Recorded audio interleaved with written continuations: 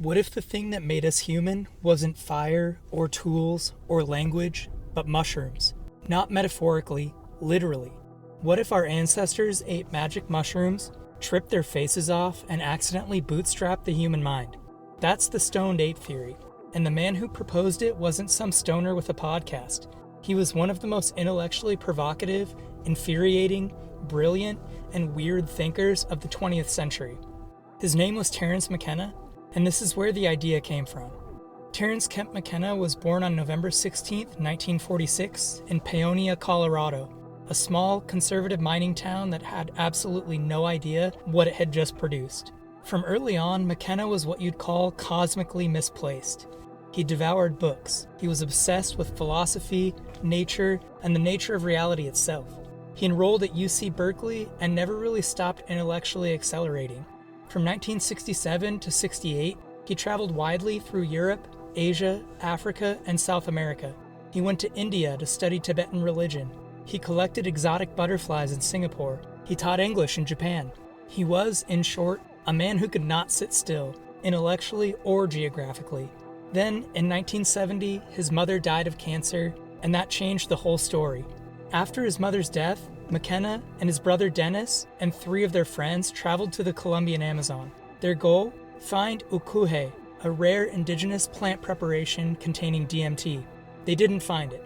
What they did find was an open pasture in the rainforest cleared out for cattle, and growing abundantly on the cow dung, clusters of Stropharia cabensis, the hallucinogenic kind. As Dennis McKenna later put it, "We thought this will be fun while we're looking for the real mystery," not knowing that the mushrooms were the real mystery. In La Chorrera, at his brother's urging, Terence became the subject of a psychedelic experiment. The brothers attempted to use mushrooms combined with specific vocal techniques to bond with what they called the collective memory of the human species. Whether that worked is debatable. What is undeniable is that whatever happened to Terence McKenna in that jungle in 1971 broke him open and built him into something entirely new. He came away convinced that the mushroom was not just a drug, it was a teacher, an intelligence, something that had been communicating with human beings for a very long time. His Berkeley friends, upon his return, apparently contemplated having him committed. He ignored them and got to work. 21 years after La Chorrera, McKenna published the book that would make him famous and infamous. Food of the Gods, published in 1992, contained the hypothesis now known as the Stoned Ape Theory. Its core claim? The cognitive revolution in early humans was triggered by the addition of psilocybin mushrooms, specifically Psilocybe cabensis, to the ancestral diet. Here's the argument laid out step by step. McKenna proposed that as the African continent dried out, early human forerunners were pushed from the shrinking tropical canopy and forced to find new food sources. He believed they would have followed herds of wild cattle whose dung harbored insects, and also happened to be the ideal substrate for psilocybin mushrooms. So they started eating the mushrooms. And then things got strange. And then it got interesting. At low doses, McKenna argued, psilocybin improved visual acuity, particularly edge detection, which made early primates better hunters and gave them the survival edge. At higher doses, he contended, the mushrooms increased libido and energy, resulting in greater reproductive success. At even higher doses, psilocybin promoted deeper social bonding and group cohesion.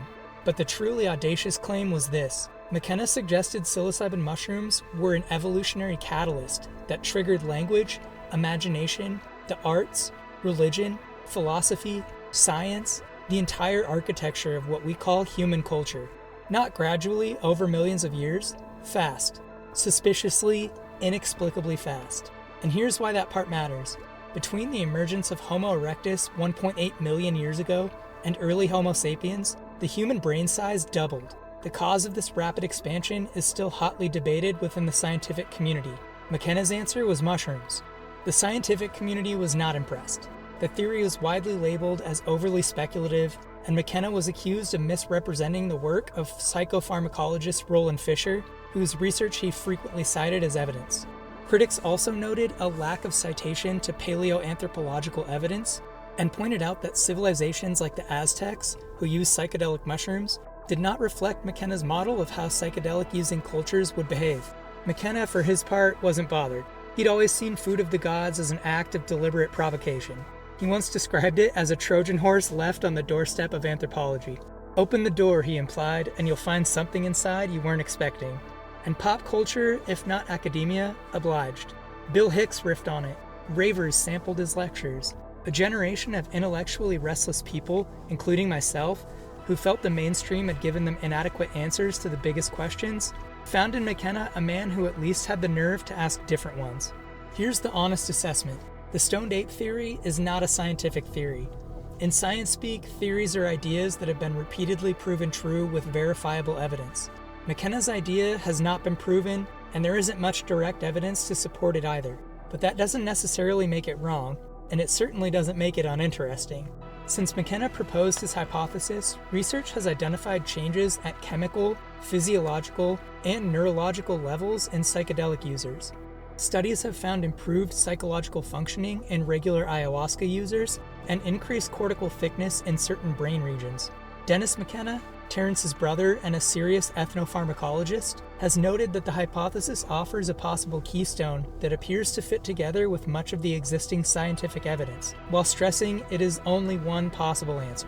What's undeniable is that McKenna was ahead of his time on one fundamental point, that psychedelics are not simply recreational chemicals. They are profound, potentially mind-altering tools with real neurological effects and benefits, something the scientific establishment spent decades dismissing and is only now rediscovering.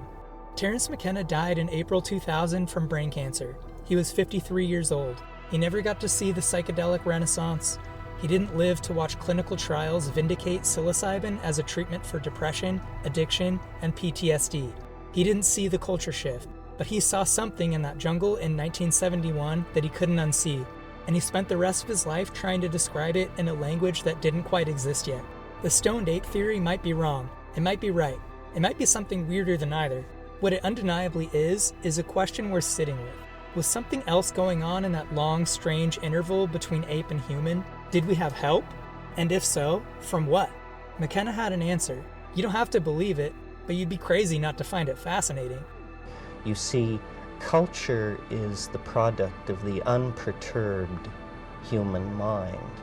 The human mind, unperturbed through the medium of language, erects institutions and social structures into which it then secretes itself and sort of lives in a private Idaho.